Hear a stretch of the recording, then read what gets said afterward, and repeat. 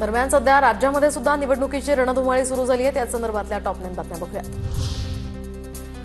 पुण्यामध्ये पहिल्या टप्प्यात 17 ठिकाणी निवडणुकांची रणधुमाळी उडणार। फुरसुंगी मंचर आणि माळेगाव नगर परिषदेची पहिल्या टप्प्यात निवडणूक। पुण्यामध्ये 14 नगर परिषदा आणि 3 नगरपंचायतींच्या निवडणुकांसाठी आचारसंहिता लागू।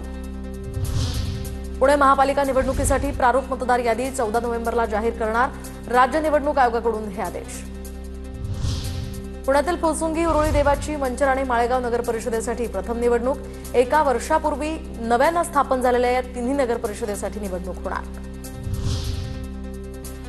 सिंधुदुर्गात भाजप कार्यकर्त्यांचा स्वबळाचा नारा। सिंधुदुर्गात युती नकोच भाजप कार्यकर्त्यांची भूमिका, तर युती तुटल्यास राणे बंधू आमने सामने येणार। नंदुरबारमध्ये हिना गावित यांच्या भाजपात घरवापसीमुळे आमदार चंद्रकांत रघुवंशींसाठी आव्हान।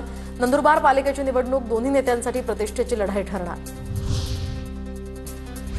आगामी स्थानिक स्वराज्य संस्थेच्या निवडणुकीमध्ये नंदुरबारमध्ये भाजप आणि शिवसेनेची युती होणार नाही। डॉक्टर विजयकुमार गावित यांची भूमिका, तर शिवसेनेनं भाजप विरोधात काम केल्यामुळे युती करण्याचा प्रश्नच नाही, असंही स्पष्टीकरण। पालघर जिल्ह्यातील 3 नगर परिषदा आणि एका नगरपंचायतीची निवडणूक होणार। इच्छुकांकडून निवडणुकीच्या मोर्चेबांधणीला सुरुवात। उमेदवारांकडून मतदारसंघात भेटीगाठी वाढल्या। अंबरनाथ नगरपालिकेच्या निवडणुकीसाठी भाजप प्रदेश सचिव गुलाबराव करंजुले यांच्या सुनबाई तेजश्री करंजुले मैदानात। लवकरच अधिकृतपणे त्यांचं नाव जाहीर केलं जाणार असल्याची माहिती।